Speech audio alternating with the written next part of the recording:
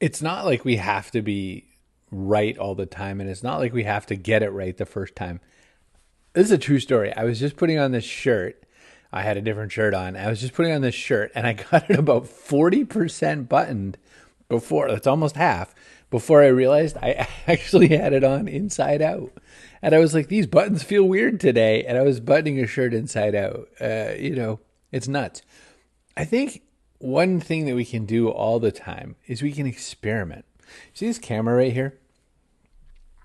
I'm trying different things. I'm trying a different angle. By the way, it's Pride Month as I record this, and I realized that my kids had bought me a Pride Batman. So I thought that's kind of cool. That's, I think, it's officially a New York Comic Con special. So anyway, we can try different things and be okay with failing and messing up. It's, messing up is not the worst thing. It's a way to get towards the thing that we really want to do.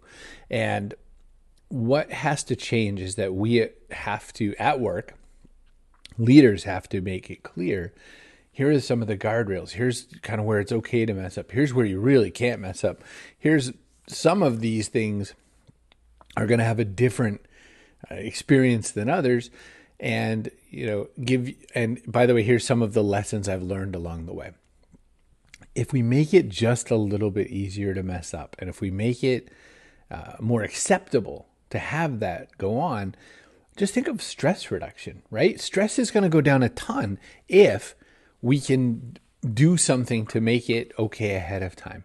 And also, I mean, think of what that frees up for you. How many times have you sort of felt like you didn't want to speak up during a certain situation because you might not have the right answer? By the way, that was me like 100% of the time in school. 100% of the time, I was pretty sure I didn't understand what the teacher had asked. Or like in English, they'd always ask, what's the theme? And I never got that question right, ever.